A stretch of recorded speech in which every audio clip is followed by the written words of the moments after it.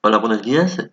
Vamos a continuar a acabar con la parte de electrónica analógica con el vídeo de electrónica de potencia, que este está compuesto de varias partes, que lo que hacemos es básicamente, bueno, este título es un poco ambicioso, es un poco explicar las distintas aplicaciones de potencia o para regulación de potencia con la electrónica. Esto es que lo que queremos básicamente es hacer conversiones de energía eléctrica por ejemplo, de continua a alterna o de alterna a continua, sería la fuente de alimentación, como acabamos de ver, o de alterna a alterna pero regulada.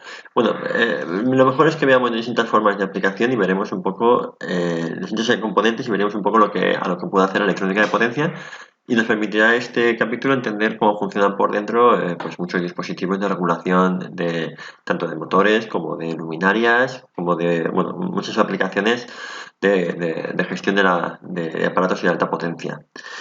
Bueno, vamos a empezar por la primera familia o la primera aplicación, que sería el tiristor. Bueno, cuando hablamos de tiristores, hablamos realmente de una familia de componentes electrónicos que, bueno, en verdad un tiristor, básicamente son, en vez de una capa PN, como si fuera un diodo, son cuatro capas.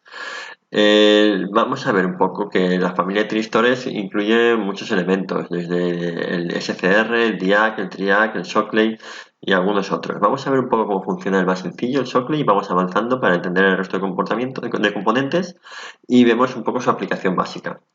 Bueno, el diodo Shockley es el más sencillo de todos, básicamente es como si fuera un diodo, la curva que veis aquí es la del diodo normal, solo que para empezar a conducir previamente hay que aplicarle una tensión muy elevada.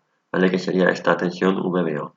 Lo cual es que a partir de ese momento que ya las aplicas de tensión, aunque luego las reduzcas, ya está conduciendo. Es decir, que le pegamos como si fuera un pico de tensión, empieza a conducir y luego ya lo puedes ir reduciendo hasta que una vez llega a cero o casi cero, entonces vuelve otra vez la intensidad, me estoy refiriendo, vuelve otra vez a cortarse y habría que volver otra vez a darle un pico para que arrancara otra vez y permitiera la circulación de corriente. Bueno, el símbolo es este. Una variación el diodo Shockley es el SCR o el Silicon Controller Rectifier, que esto básicamente es, como vemos aquí, lo que añadimos es una puerta de disparo que lo que permite es facilitar ese proceso de arranque del diodo Shockley, bueno, en este caso del SCR. Es decir, que si nosotros le pegamos, vamos a poner que tenemos una polaridad positiva, estaríamos trabajando en esta zona, es decir, la corriente empezaría a circular, pero como no hay suficiente tensión inicial para producirse el arranque, lo que hace falta es que se produzca un disparo por la puerta o por el terminal G, que es el gate, de forma que se produce aquí un disparo o una tensión positiva pequeña. Eso permite que entre en conducción, el diodo empieza a conducir normalmente hasta que la intensidad se pone en cero y entonces se corta. Y para que volviera a conducir, volvería a hacer falta eso, volver otra vez a tener polaridad positiva y lo que tenemos aquí, un disparo en la puerta. ¿Vale? ¿Queda claro esta parte? Es decir, esto es como si fuera un diodo normal, en ese sentido no circula, pero en sentido positivo sí, siempre y cuando previamente le hayamos producido un disparo en la puerta. Es de alguna forma el que controla o el que permite el arranque o el iniciador del diodo que conduzca. ¿Vale? Aquí tendríamos un poco la curva. Eh, bueno, esto también tiene las mismas características de limitación que un diodo Shockley y que un diodo normal, ¿vale? Y ahora vamos a ver un poco otro más que sería el DIAC. El DIAC es básicamente como si fueran dos diodos Shockley, es decir, sería en un sentido y en otro diodos Shockley, tanto para un lado como para el otro. Bueno, de hecho se podría entender como si fuera un diodo Shockley en un sentido, un diodo Shockley en el otro, de forma que condujera en un sentido o en otro si tenemos una tensión muy alta en un lado o en otro. ¿Vale? Y luego, por último, el TRIAC, que sería como dos SCRs, o como dos SCRs, pero en antiparalelo. Entonces, de forma que tanto si la polaridad es positiva o negativa va a conducir en un sentido o en otro, siempre y cuando previamente hayamos hecho un disparo en la puerta y entonces empieza a conducir. Cuando la corriente llega a cero, tanto en un sentido como en otro, se bloquea y deja de conducir. Vale, vamos a ver la aplicación más sencilla. Fijaros, aquí tenemos una aplicación donde tenemos una fuente de corriente alterna, senoidal, ¿vale? Que alimenta a una carga.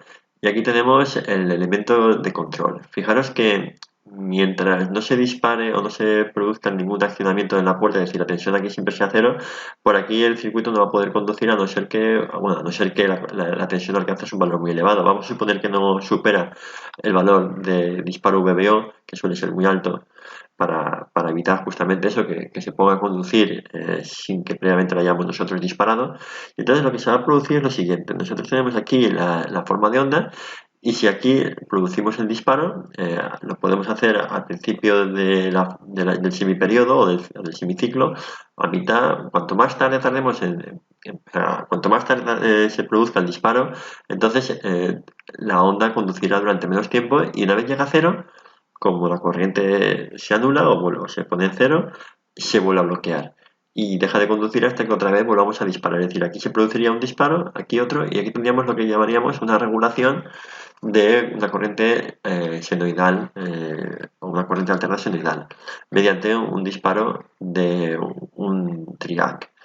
Esto, bueno, a ver, aquí tendríamos básicamente un ejemplo de un circuito disparador. Este circuito disparador es el típico que se puede gastar, por ejemplo, para la regulación de lámparas de dimmer, que lo que hacemos es, tenemos aquí una bombilla o una lámpara incandescente, ¿vale? Que lo que hacemos es, mediante un potenciómetro, le regulamos la luminosidad y alumbrará más o menos. Vale, pues antes de empezar con este circuito, vamos, quiero que quede claro el funcionamiento de este tipo de regulación. Fijaros que esta regulación lo que hace es dejar pasar parte de la onda, senoidal, tanto en un sentido como en otro, lo cual va a hacer que el valor eficaz de la onda, pues en vez de ser 260 voltios, que es el que viene del enchufe, será, conforme más tiempo tardemos en disparar, menos será el voltaje aplicado y por tanto menos será la luminosidad de la señal.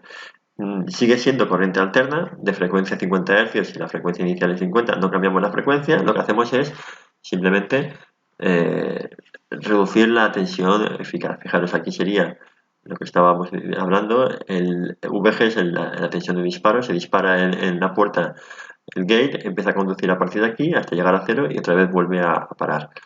A este ángulo se llama ángulo de disparo, conforme acabamos de decir, más tiempo tarda en disparar, menos tensión deja pasar o durante menos tiempo conduce y por tanto la lámpara alumbra menos. Este tipo de regulación se utiliza, como acabamos de hablar, para regular, por ejemplo, la luminosidad de una lámpara incandescente o una halógena y también se utiliza, por ejemplo, para los motores, los arrancadores estáticos o los reguladores de par. Lo que hacen es básicamente esto, es reducir la tensión eficaz que le estamos aplicando al motor sin cambiar la frecuencia y por tanto al bajar el voltaje eficaz reducimos el par. Bueno, pues aquí tendríamos lo que estábamos hablando, es que este sería un circuito de control que genera el disparo. Ya insisto, puede ser en este caso un circuito como el que tenemos aquí, que está compuesto por una resistencia, un potenciómetro, un condensador y un DIAC, o puede ser, por ejemplo, un generador de señales, ya puede ser un microprocesador tipo Arduino o un generador de señales para, por ejemplo, para los dispositivos electrónicos más complejos. En este caso es uno muy sencillo, quiero que lo entendamos.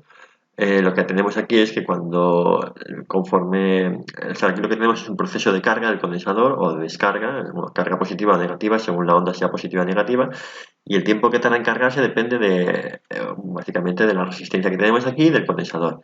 Entonces, con este potenciómetro lo que hacemos es aumentar o disminuir el valor de la resistencia y por tanto el tiempo de carga del condensador, y cuando se está cargando, cuando supera cierto valor límite, se dispara el DIAC. El DIAC lo que hace es, como acabamos de explicar, por ejemplo, cuando el condensador llega a 20 voltios, entonces se dispara, o a 5 voltios se dispara. Entonces aquí aplicamos la tensión, el condensador empieza a cargarse, se dispara cuando ha alcanzado un nivel de carga predeterminado y entonces deja conducir ya la corriente a través del circuito y deja funcionar la lámpara. Una vez empieza a conducir, el condensador se descarga automáticamente y en el siguiente semiciclo tenemos que realizar el mismo proceso. Esto sería un circuito muy típico, muy sencillo para entender el funcionamiento de una regulación de este tipo, que es una regulación de señal de corriente alterna senoidal a corriente alterna senoidal sin cambiar la frecuencia, pero variando su voltaje eficaz. Bueno, hay otro tipo de tiristores que también podemos encontrar, que lo que hacen es tanto tener un terminal, que en este caso el GCS, que lo que hacemos es aplicar una tensión negativa y lo cortamos, o en este caso tenemos un gate de activación y un gate de desactivación, que es un SCS. Estos dos tipos de... Claro, porque la limitación fundamental que tienen los triacs es que nosotros podemos regular cuándo empieza a funcionar a partir del paso por cero, pero no podemos regular que deje de funcionar, es decir, no podemos cortarlo, a no ser que él por sí solo deje de funcionar. Es decir, hasta que no vuelve otra vez la corriente a cero, no se corta el proceso de conducción. ¿Vale? Lo que tenemos aquí, activamos la conducción y sigue conduciendo hasta que llega a cero. Cuando llega a cero, corta el triac. Si quisiéramos activarlo aquí, pero desactivarlo aquí, necesitaríamos utilizar este nuevo dispositivo que estamos hablando, que es el SCS o el GCS, según la forma en la que actuáramos. Pero bueno, de todas formas, ese tipo de dispositivos no suelen ser muy habituales porque, bueno, hace falta, o sea, porque no están preparados para trabajar con cargas tan elevadas en general, con lo cual se limita para uso de aplicaciones más específicas. En general, cuando queremos trabajar con motores o con luminarias, utilizamos el tipo de regulación basado en TRIAC. Fijaros en este caso que tenemos un DIAC, que sería el elemento de disparo, y un TRIAC, o sea, el elemento de control de la puerta, y un TRIAC, que sería el que regula la corriente que circula a través de la potencia o del elemento de potencia. Algo similar podríamos hacer si tuviéramos aquí un circuito rectificador inicial, es decir, que de corriente alterna pasáramos a una corriente rectificada de media onda o de onda completa, y lo que hiciéramos aquí entonces regularíamos solamente corriente positiva. Pondríamos, en vez de DIAC y TRIAC, pondríamos lo que tenemos aquí, un SCR, ¿vale? Solamente positivo, y pondríamos también un Shockley, también solamente en positivo, y podríamos hacer un circuito similar, ¿vale? Porque en este caso el SCR me permitiría regular siempre una corriente continua positiva mediante la gate. Bueno, no quiero marear más con este tema, y con esto tendríamos visto lo que es la regulación o la forma de regulación de este tipo de dispositivos, que es bastante económica, bastante sencilla, pero con sus limitaciones. Realmente, fijaros que la frecuencia de disparo o de apertura y cierre de este tipo de circuitos suele ser la misma o del orden de la misma que la frecuencia de la onda. Es decir, aquí tenemos una frecuencia de 50 Hz. Este dispositivo lo que hará será abrir y cerrar o accionarse y desaccionarse, apertura y cierre, en torno a unos 100 Hz. Es decir, que estamos hablando de baja frecuencia de computación. Y vale, pues tendríamos entonces ya explicado esta parte.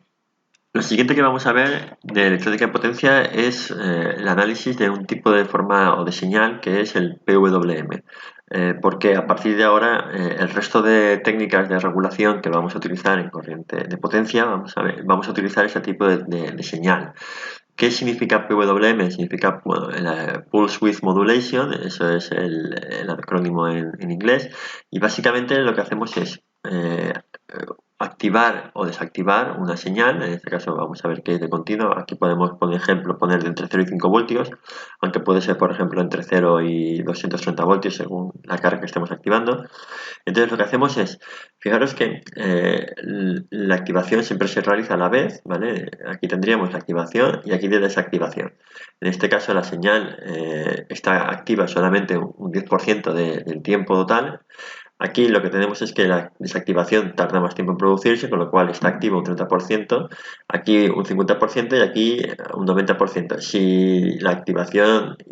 Si no llega a producirse desactivación, es decir, llegaríamos a un 100%, y si no se produce activación, un 0%. Entonces tendríamos que el nivel promedio de la señal que estamos produciendo podemos regularlo entre 0 y 100%. Esta regulación no es exacta, es decir, esta señal que tenemos aquí promedio no es exactamente, no, o sea, no va a ser constante, no vamos a conseguir, en general, no vamos a conseguir mediante una señal de ancho de pulso mantener un voltaje variable, que es lo que muchas veces malentendemos. O sea, una señal de PWM no es una señal analógica que permite aplicar un voltaje entre 0 y 5 voltios a voluntad. Lo que hace es aplicar una señal que o activa o desactiva un cierto elemento de conmutación, y por tanto el receptor va a ver como promedio esta señal, pero dependiendo la frecuencia y dependiendo el tipo de receptor.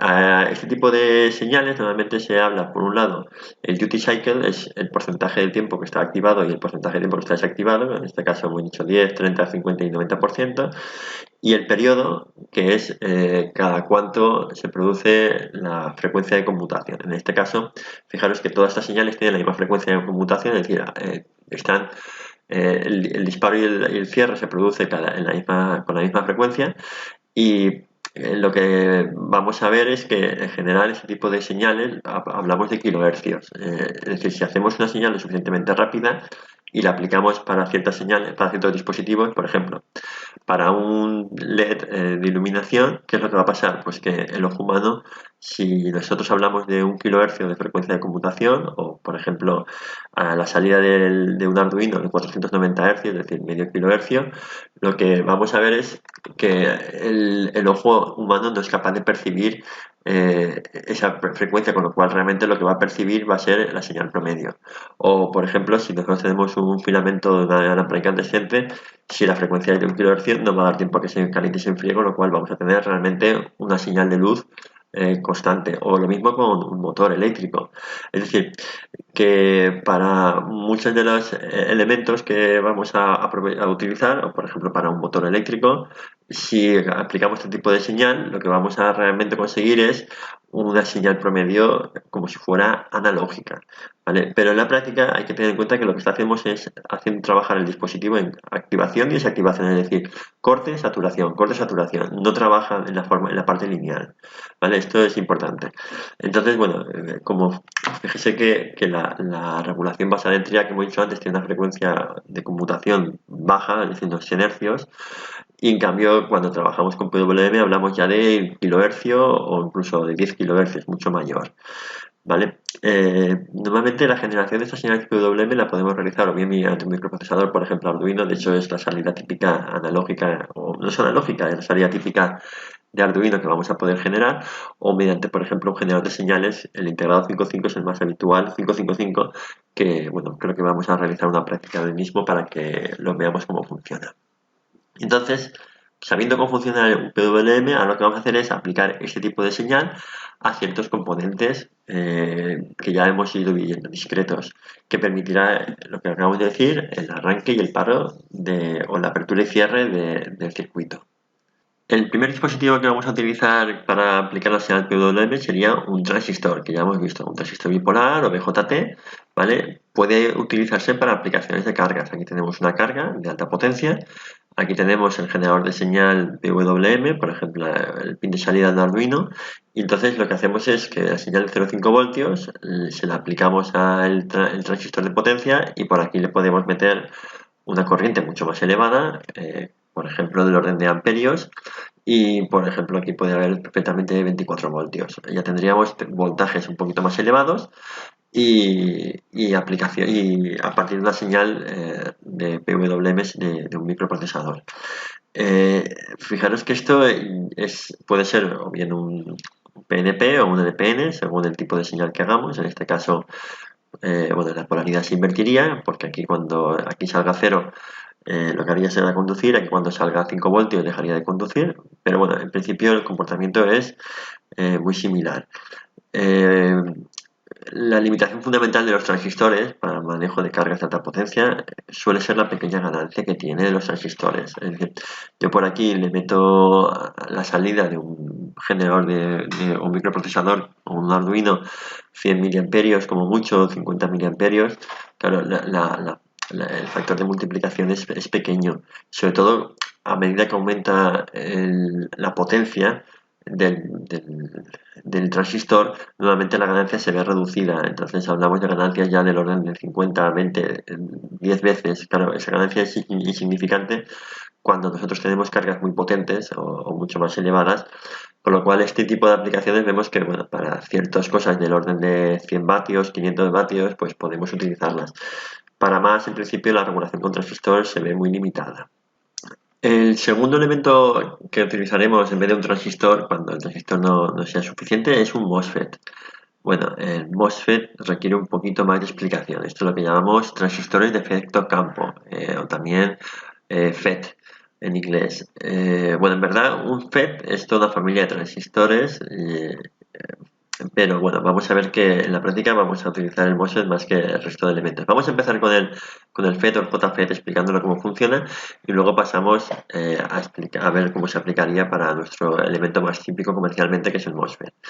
Entonces, básicamente lo que tenemos aquí que es un dispositivo compuesto por un canal N y un canal P, y lo que hace es que conforme aumenta la tensión aquí en la puerta, este canal como que va aumentando de tamaño y lo que va haciendo es estrangular el paso de la corriente, con lo cual si la tensión es suficientemente elevada, corta del todo el paso de la corriente como si de un grifo se tratara. En cambio, si la tensión es suficientemente pequeña, prácticamente esta capa P se reduce a su mínima expresión y deja pasar la corriente normalmente. En cambio, entre ciertos dos valores podemos conseguir un estrangulamiento suficientemente elevado para lo que hacemos es regular la resistencia que produce al paso de la corriente entre la fuente y entre el drenaje y la fuente de la corriente mediante la compuerta aquí. O sea, lo que estamos haciendo básicamente es una regulación de la corriente que circula mediante voltaje. Así como con lo que teníamos en un transistor de efecto de un BJT, un bipolar, es que regulábamos mediante corriente, a mayor corriente en este caso no es la gate, era como un emisor y en la base, a mayor corriente por la base pasaba más corriente por aquí, y aquí lo que estamos haciendo es a mayor voltaje, es decir, la regulación se hace mediante voltaje, esa es la diferencia fundamental. Y bueno, como en los transistores tenemos de dos tipos, de tipo N o de tipo P, ¿vale? Y lo que hace básicamente es eso, de alguna forma es estrangular el paso de la corriente. Es decir, que conforme aumenta el voltaje, estrangulamos más y limitamos la corriente que circula. Esa es un poco la forma de entender el comportamiento. Pero vamos a ver un MOSFET que realmente es que es básicamente un JFET, pero con una mayor impedancia y menor consumo de corriente en la puerta, ¿vale? Que esto es lo que al final nos interesa a nosotros, ¿vale? Es un poquito más complejo, pero la clave para nosotros es que hace exactamente lo mismo. Tenemos aquí una puerta que va a regular el paso de la corriente a través del DS. Hay varios tipos, el más habitual es este de aquí, el NH en el MOSFET de normally off, y entonces básicamente lo que hace es lo siguiente. Vamos a poner un ejemplo, tenemos un dispositivo como este tipo MOSFET, el R615FNX, y me pone que esto es un MOSFET que tiene una tensión de saturación, bueno, de 5 voltios, vamos a ponerle. Es decir, que si yo aquí le aplico menos de 5 voltios, por aquí no circula la corriente. ¿Vale? Esto es lo que estamos hablando. Estaríamos hablando de que está en corte. Si en cambio le aplico más de 10 voltios, es decir, estaríamos hablando de un valor muy superior al TH, el threshold que se llama, entonces estaría circulando en conducción, ¿vale? Tenemos corte, conducción cuando la tensión es muy elevada, ¿vale? Y en este caso, cuando estamos en conducción, se comporta como una resistencia, en este caso una resistencia RDS significa de la Drain al Source, cuando está en on significa que está ya en funcionamiento en conducción, es muy pequeña, ¿vale? Con lo cual, bueno, 0,27 ohmios, ¿vale? Con lo cual de aquí podemos obtener la potencia disipada y la caída de voltaje que se produce entre el DS. Y si estamos entre 5 y 10 voltios, pues estamos trabajando en lo que llamamos lineal o de resistencia variable. Lo que hace es que a mayor tensión, fijaros aquí, conforme aumenta la tensión, regulamos la intensidad que circula, ¿vale? Por eso decimos que estamos trabajando en una zona lineal, donde regulamos, mediante 5 y 10 voltios, regulamos la intensidad que dejamos pasar a través del canal principal, que es el DS. Y esto es el funcionamiento, básicamente. El MOSFET entonces realmente se puede utilizar como si fuera en sustitución de un transistor, básicamente bueno, lo voy a poner aquí abajo. Tenemos aquí la salida del dispositivo que genera el PWM y entonces lo aplicaríamos. Bueno, aquí lo hemos puesto esta resistencia de 1K y ahora veremos para qué sirve esta, pero realmente directamente podríamos colocar la salida del dispositivo microprocesador al gate de forma que o voltaje 5 voltios o voltaje 0 voltios, bueno, en este caso voltaje 7, 8 voltios, 10 voltios o voltaje 0 voltios si fuera este tipo de dispositivo, lo que haríamos sería dejar pasar o cortar, entrar en corte o en saturación, corte-saturación, es decir, actuaría como un interruptor donde podemos accionar y desaccionar, ¿no? Mediante la salida PWM, igual que un transistor, básicamente. ¿Vale? Tendría en corte o saturación y que al final es lo que nosotros estamos buscando para regular cargas elevadas. Bueno, aquí según el tipo de canal buscaríamos una distribución de otra, vamos a coger esta que es la típica y ahora explico un poco esta parte de las resistencias. La práctica, bueno, antes de nada, ver que el MOSFET, la limitación fundamental que suele tener es la tensión máxima que puede soportar en corte. Es decir, yo aquí tengo una carga que le voy a meter, por ejemplo, un motor de 50 voltios, ¿vale? Pues eso cuando cortamos, los 50 voltios se están aplicando al DS. Entonces, normalmente los MOSFET suelen ser para eso, para unos 100 voltios, es lo más habitual, o 50 voltios, es decir, para aplicaciones alimentados, por ejemplo, de automoción con 24 voltios de continua, cosas así, y ahí funcionan muy bien, pero sí que hay cierto que hay MOSFET de hasta 600 voltios o 1000 voltios, aunque ya son menos habituales para cargas para regulación de cargas de corriente alterna, por ejemplo, de 60 voltios, bueno, de corriente continua de 260 voltios o de 400 voltios, que sería lo que aplicaríamos a la salida de de un puente rectificador de una onda senoidal, de una fuente de alimentación de un de una onda senoidal de una corriente alterna típica doméstica o industrial. Eh, bueno, entonces, primera limitación que estamos diciendo es eso, la tensión máxima que puede tener. La otra limitación es la tensión máxima que le metemos a la puerta. En este caso suelen ser muy superiores a los 5 o 10 voltios de salida del procesador, ¿vale?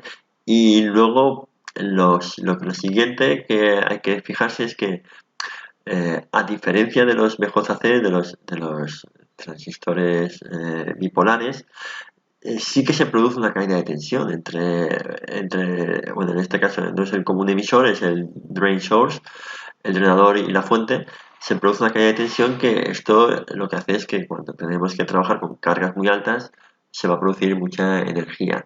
¿Vale? Esto es básico, calcular cuánto va a ser si hace falta un disipador o no y a qué disipador necesitamos, ¿vale? El cálculo de disipador según la potencia máxima a disipar, que hemos visto que se calcula en base a a la resistencia que tiene el elemento cuando está en saturación o en conducción y a partir de ahí diseñamos el disipador.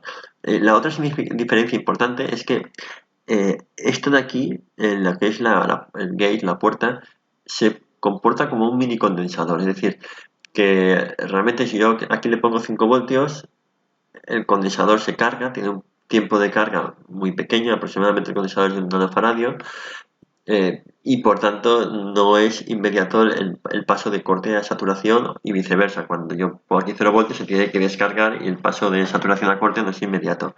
Hay un pequeño tiempo de paso de conducción a carga que estamos en una zona lineal de alta disipación energética. Por eso, para ciertas frecuencias muy elevadas, la cantidad de corriente que puede manejar un MOSFET se reduce considerablemente. Pero fundamentalmente también vemos aquí la necesidad de poner aquí una resistencia para que cuando aquí ponemos 0 voltios o cortamos, se pueda descargar el condensador o la parte capacitiva que tiene aquí la puerta a través de esta resistencia. ¿Vale? Por eso no es muy elevada. Vale, y que bueno, por eso le llamamos resistencia de pull down, igual que como se utiliza esta nomenclatura para cuando queremos forzar a cero un valor y no se quede cargado y por tanto energizado y por tanto conduciendo. Bueno, ¿cuál es la limitación? Bueno, aquí vemos una configuración que antes nos hemos saltado con el transistor. Cuando la carga es inductiva y nosotros cortamos, claro, la variación de corriente que se produce a través de una bobina o de un solenoide no es inmediata. Es decir, que nosotros cortamos, pero sigue circulando la corriente, con lo cual tenemos que dar un camino para que vuelva y se produzca, o sea, para que siga circulando, porque si no se produciría aquí una sobretensión bueno, que se cargaría el dispositivo. Aquí tenemos los diodos antiparalelo o el playback para cuando tenemos cargas inductivas que no se produzca la avería del dispositivo semiconductor. Vemos que como colofón final de los MOSFET, de esta pequeña introducción muy rápida, como acabamos de ver, lo que tenemos es que la limitación fundamental de un MOSFET es que tiene una resistencia, es decir, para cuando queremos trabajar con cargas de muy alta potencia, aquí hay una caída de tensión que no es despreciable, y eso va a hacer que para cargas muy elevadas no sea de aplicación. Es decir, para cargas pequeñas hemos visto que el transistor es el adecuado, para cargas medias es el MOSFET, pero para cargas elevadas nos tendríamos que ir a un IGBT. ¿Y qué es un IGBT? Bueno, pues un IGBT es un dispositivo semiconductor que combina los atributos de un transistor bipolar y un transistor de efecto campo, es decir, de un BJC, de un BCJ y un MOSFET. No es que sean dos elementos distintos, internamente está todo mezclado, está todo integrado en un solo semiconductor, pero el circuito equivalente simplificado lo tenemos aquí, es decir, tenemos por un lado que activamos la puerta del MOSFET mediante una tensión que no consume nada de corriente. Hemos dicho que el consumo de corriente que tiene un MOSFET desde la puerta es nulo, es decir, por aquí no consume corriente, y activamos mediante voltaje, con las ventajas que tiene esa activación mediante voltaje para el generador de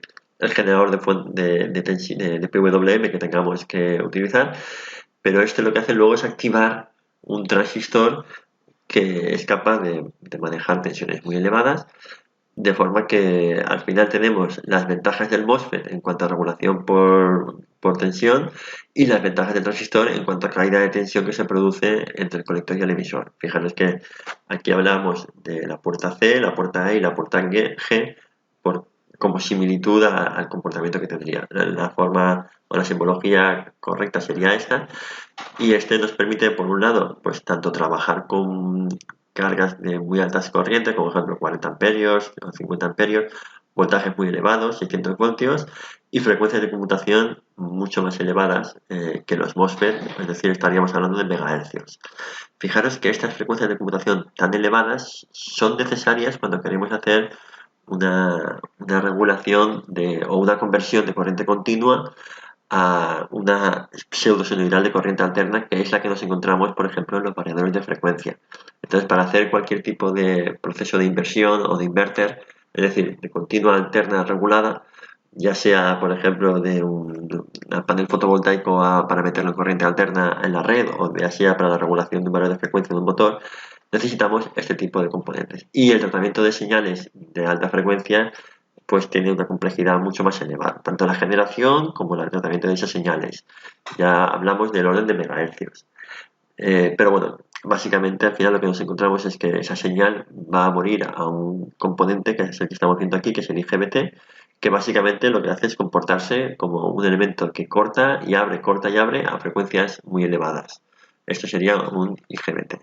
Insisto que tanto el IGBT como el MOSFET como el transistor, los tres lo que están haciendo es lo mismo, están trabajando con una señal PWM que lo que hace es abrir y cerrar el circuito a una frecuencia muy elevada, de forma que parece que la corriente que circula por el dispositivo o la tensión que le aplicamos al dispositivo a regular es constante o promediada, ¿vale? Pero insisto que no es exactamente así, aunque sí que es un poco la filosofía. La señal PWM lo que hace es hacer una pseudo analógica en el receptor o en el dispositivo a regular. Vale, y con esto tendríamos acabado el tema de electrónica de potencia.